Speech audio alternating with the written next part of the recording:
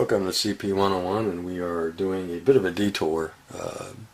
We were going to do the T-Rex, and I put that aside because I wanted to do this kit. And welcome to CP101, and welcome everyone to CP101, and welcome to this MPC speeder project. And I thought I would do. Hey everyone, welcome to a new project, and this time we're doing the Interceptor from the 70s TV show UFO.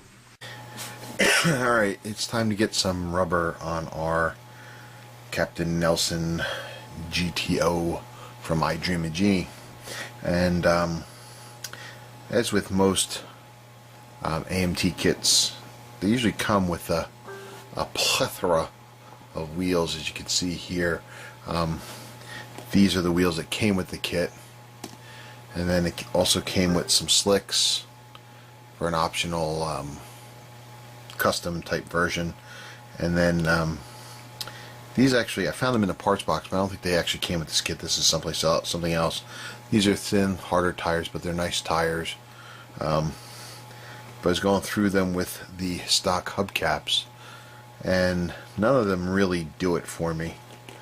This one, which is the closest, I think, it's got the real big lettering on it and stuff like that, and I don't care for that.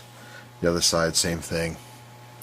So what I did, since none of these are working for this build, I'll put these away for another time, and I went out and I found myself a set of these.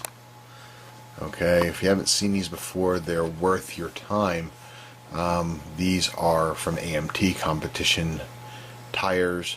They come in different styles. They've got the pie crust tires for maybe some older 30s rat rod type stuff, or just 30s roadsters. They've got slicks. I've got several different versions of these. I've got about, I don't know, 6-7 boxes of these tires.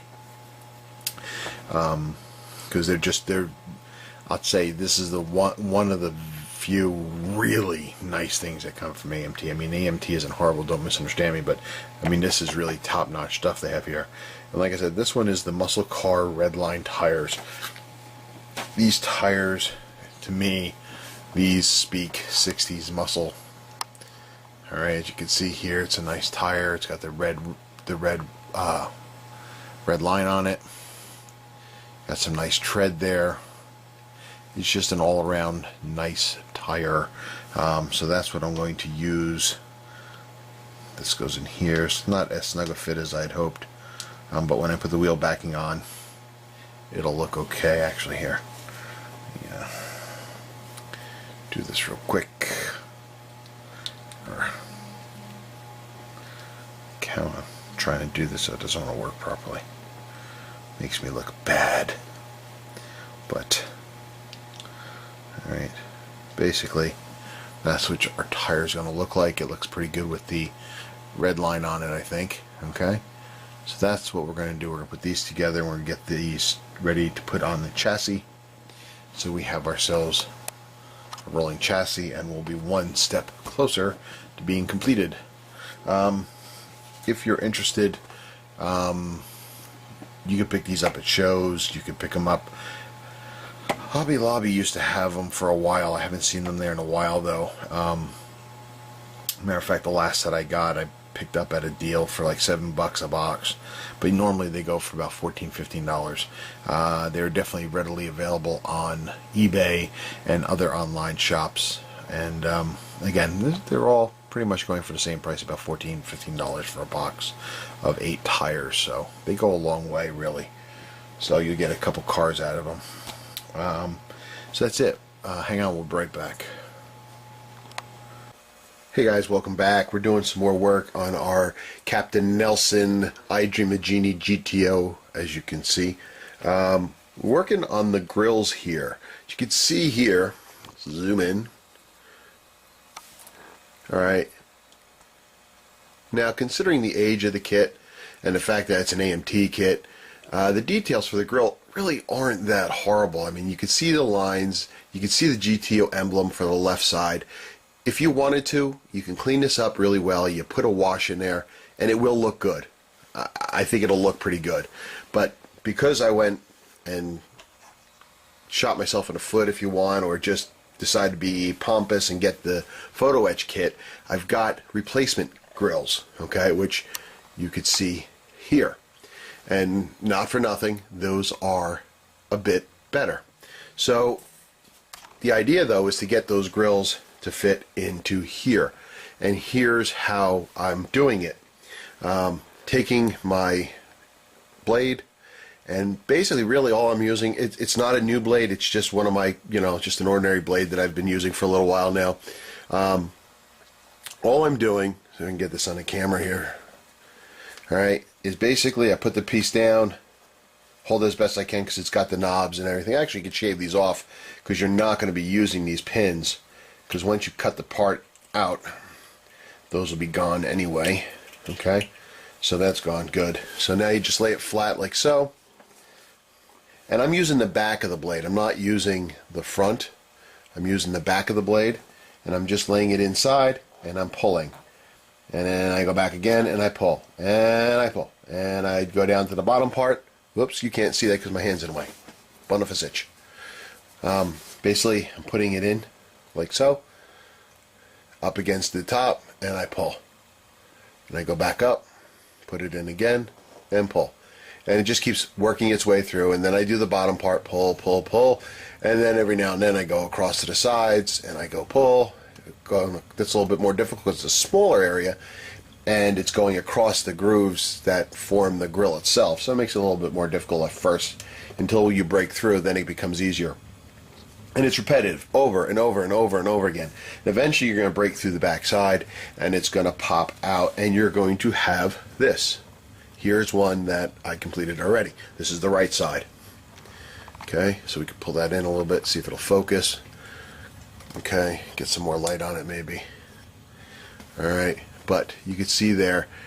Then the idea is to go in, and you're going to clean up the inside here as best you can. I've been using some sanding sticks. I've got a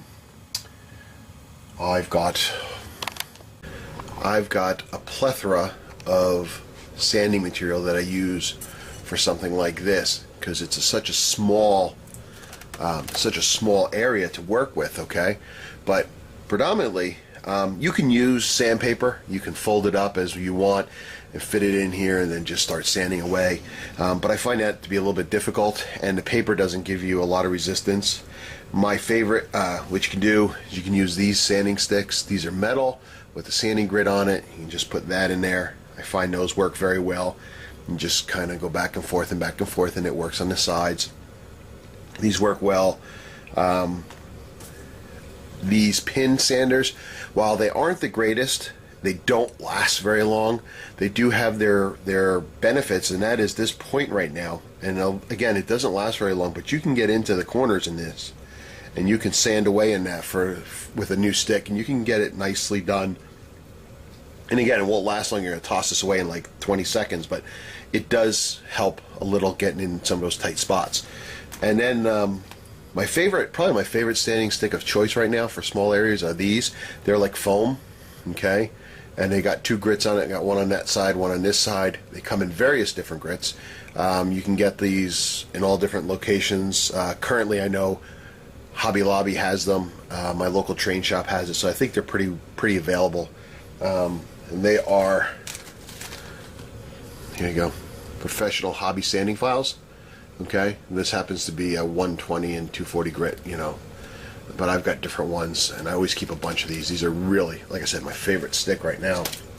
But you can put this in here, and the foam gives you some nice rigidity to file down the seam work and everything and make it look pretty good. Okay, and you just keep going around until you get to where you like it. And then for the finite stuff, I use this stick here. This gets in here. It's nice. This one actually is perfect for this because it's thick. And just like the other standing stick, it's got two different grits on it, but it's a very fine grit. And basically, with this one, I'm getting both ends at the same time. just kind of just going to town on it, and then flip it over so they get the same, and clean it up. And now once it's done, you're happy and satisfied with where it is. I'll give this a paint, because I had originally stripped this and put chrome paint on it before I realized I had the photo etch set. But I also wasn't happy with it, so it has to be redone. So we'll repaint that. So it's a tedious task, by no means, but in the end it should look pretty good. And actually, let's do this real quick, give you an idea. This is just a rough idea. Does that make sense? So now your grill, again, that photo etch isn't painted, so you gotta bear with me, but that's kind of what it's going to look like, an idea. And you can see the different things coming up my background there, coming through the grill. So I think that looks pretty cool. I think it's going to add a nice touch. And in the case of this one, I was trying out see if marker would work on painting it, but no, I'm going to have to paint this. I was trying to cheat my way out of it. But the other neat thing about this is this one, you're going to get another, where is it, down here, one of these emblems, and put that on there to make it replace the GTO emblem in there. Whoops, where is it? Yeah, see. So that's cool. Photo etch will take care of that nice detail of having the logo inside the grill. And while I have it up, I'll just show you this real quick. Doing some painting on the emblems and stuff like that. I painted them with a silver marker, not marker, paint pen, prismatic colors. Paint pen is what I used. Okay, this one's silver. I painted the emblems that I'm going to be using all in silver, as you can see there. And then coming back after it was dry with the red, because I found out online the top banner where it says GTO on these fender emblems are red. Now it doesn't look like much now because it's kind of messy, but really I think I got it right on the line where it should be. And of course the over is on the fret, so it makes it look a little bad, but I think when it's on the car focus, it should look pretty decent enough anyway. But that's where we are right now. Oh yeah, also did the trunk and fender, trunk and hood emblems. There's supposed to be a silver rim around it. Maybe I could do that later, but these parts are so tiny it's hard to paint it. But I'll try once they're off the fret and dry. But that's where we are right now. So hang on, we'll be right back.